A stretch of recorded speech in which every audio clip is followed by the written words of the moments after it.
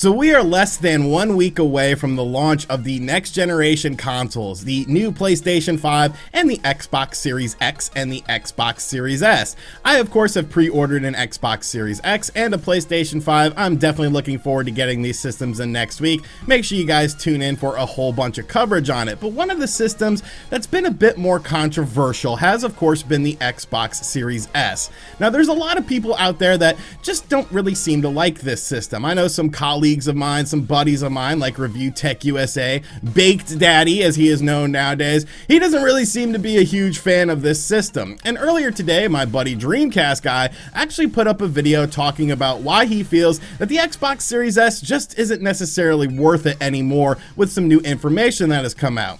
Now this is not a smear against either of these individuals. You can actually be friends with people in real life and like disagree on stuff. You know, it's kind of a new concept, but you know, work with me here, people. You don't have to agree on every single thing. And in this situation, I honestly sort of see things differently than both Max and Rich sort of see the Xbox Series S. Now make sure you guys go check out DreamcastGuy's video to sort of get where I'm heading with this. He put up that video today. I'll have a link to it in the description box down below. He's trying to hit 200,000 subscribers before the end of the year. He's getting pretty close, so go show him some love. But yeah, I definitely have a different opinion about the Xbox Series S than both of these individuals do. Now the Xbox Series S, of course, is the all-digital system that is coming to us from Microsoft with the new Xbox lineup of systems. You have the Series X coming in at $500 with all the bells and whistles, the most powerful console on the market, and then you have the Series S, essentially the little brother of the Xbox Series X, at a much more affordable price point of $300. Now, since the Xbox Series S has been unveiled, there's been some scrutiny on this system, and one of the main things that a lot of people were hung up on was the Yakuza Like a Dragon situation. So with Yakuza Like a Dragon, on both the Xbox Series X and the Xbox Series S, there are two different modes. There's a high resolution mode and a high frame rate mode. Now in the high resolution mode, the game is limited to 30 frames per second on both systems. But over on the Xbox Series X, it will hit 4K, whereas on the Xbox Series S, it'll only hit up to 1440p. Now in high frame rate mode, the Xbox Series X will be 1440p at 60 frames per second, and the Xbox Series S will be 900p at 60 frames per second. So there's a lot of P talk involved with this, and if you guys are well aware of my channel, I'm not too big into P and things like that, but I do sort of see why people are a bit concerned by this. Why is it all the way down to 900p on the Xbox Series S? The Xbox Series S is too weak to run Yakuza Like a Dragon. I don't think that's a fair assessment. Now, we've talked about this in a recent news video that we did where I sort of just gave my opinions on it, but in case you missed that, the way I see Yakuza Like a Dragon is this is a game and a franchise that is never known for really pushing the hardware limits of a system or anything like that. It's a pretty stock and standard visual style. To me, this really just comes down to the development cycle of this game, and maybe the Xbox Series S was sort of a late addition to it. Let's be realistic. Yes, there is a difference between 1440p and 900p. Yes, technically 900p is not full HD at 1080p, but are you really gonna notice a super big difference when you're playing it on your TV? Like, maybe you will if you're a big P connoisseur, but I feel like for the average person, they're not gonna really notice this. What it comes down to is just the handling of Yakuza Like a Dragon, because on the flip side, a game like The Tourist from Shinen is actually running at 4K on the Xbox Series S and 6K on the Xbox Series X. So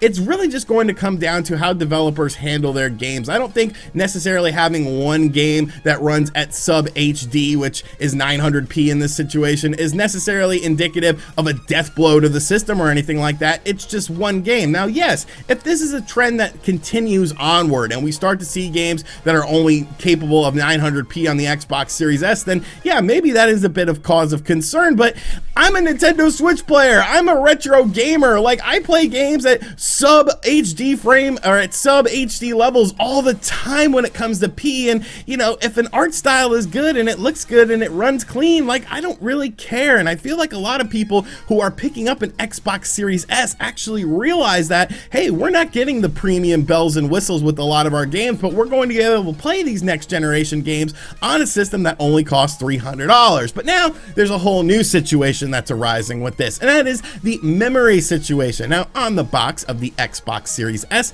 it clearly states that it is a 500 gigabyte hard drive on there, but we quickly learn that only 364 gigabytes of this is usable. And people are surprised by this, and I'm like, what? Like what? Every system that has a hard drive on it, you don't have access to all of it. Look at the PlayStation 5. You don't have access to all the 800 plus gigs on it. You have about 664. The Xbox Series X is going to be the same thing. So why is this like a big breaking revolution for people where they're like, oh my God, this is crazy. I can't believe it. It's like, you should have understood this, that you're not going to have access to all of the space on the hard drive, because that's how these consoles work. Now, a lot of people are bringing up Call of Duty Warzone, because Call of Duty Warzone is one of the biggest install size games on any platform right now. But they do break up the Call of Duty stuff by having you download the Warzone or the campaign or the multiplayer, depending on what you want to do on the PC, so that way you can save hard drive space. And I'm going to assume they're going to do something like that with the Xbox Series S. I don't think they're going to make you download all of the components of the game that would equal up to 250 gigs should you not want to. So right then and there, you could sort of piece together things like a puzzle. If you don't want to utilize all 250 gigs, you can just download some portions of the game. And I think that's going to be something we're going to see a lot with the Xbox Series S going forward. But in the same breath, if you want more room on your Xbox Series S, you can have more room on your Xbox Series S. Of course, Microsoft announced that Seagate will be doing a 1 terabyte upgrade to the Xbox Series S, which is a plug-and-play solution that I think is very nice. It's very simple to do. You literally plug it into the back of the system and you are good to go, adding 1 additional terabyte. But that is going to cost $219, adding to the $300 price of the Xbox Series S that we already have. So essentially, using math, with the Xbox Series S costing $300 and this 1 terabyte upgrade costing $219, you're looking at $520, which is of course more expensive than the Xbox Series X manufacturer sale price, and of course the PlayStation 5, because both of those are $500. But you are getting more room on your system than you would on a PlayStation 5 and an Xbox Series X at that price point.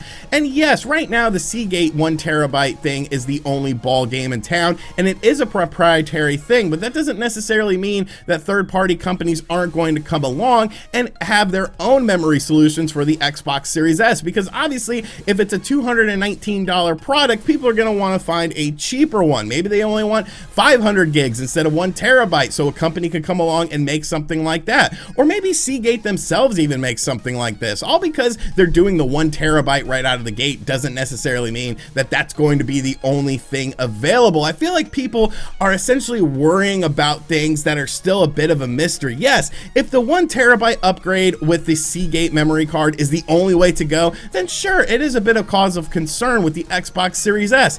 But the main thing we have to take away from the Xbox Series S is one thing. This system isn't necessarily designed for you or me. It's not the hardcore gamer system. If you want all of the bells and whistles of the next generation, you're going to buy the $500 Xbox Series X, or you're going to buy the $500 PlayStation 5. This is a way for people who are a bit more budget conscious, for people who are a bit more of a casual gamer, to be able to play games that are on the Xbox Series X at just $300 on the Xbox Series S. Yes, you're not going to get all of the bells and whistles with your P, and your frame rate might be a little bit low, but essentially you're still going to get the same core experience. And while there is a large contingency of people who do want the best things possible, there are people who just want to simply play the games. I sort of look at this like a Nintendo Switch to a Nintendo Switch Lite situation. With the Nintendo Switch, it's a $300 system. With the Nintendo Switch Lite, it's a $200 system. You can't play your Switch Lite on your television, thus negating one of the big components of the Nintendo Switch. You have to play the game in handheld mode, and when you play a lot of games in handheld mode, guess what?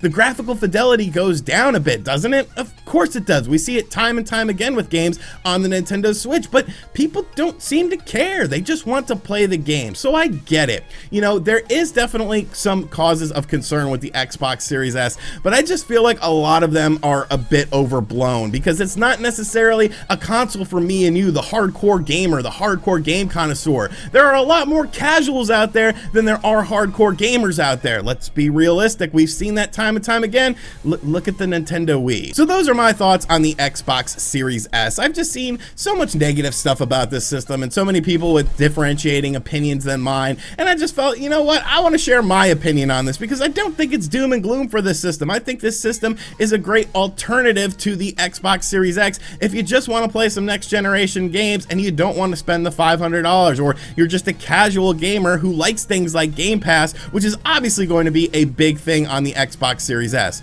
But let me know in the comments section down below what you think. Am I completely off my rocker here? Do you think I'm wrong and I'm just an idiot and the Xbox Series S sucks? Or do you think that I have some actual merit in talking about this stuff? And as always, guys, thank you for checking out this video. Like I said at the start, make sure you guys go check out DreamcastGuy's video on this subject that he uploaded today. It's a great video. Like I said, he has some differentiating viewpoints than I do, and I just wanted to share my thoughts on it. And as always, guys, thank you for checking out this video. If you are new, make sure you subscribe and turn on notifications. Check out other videos on the channel, and as always, catch you guys on the next one. I'm doing landscaping outside. You might hear it. Later.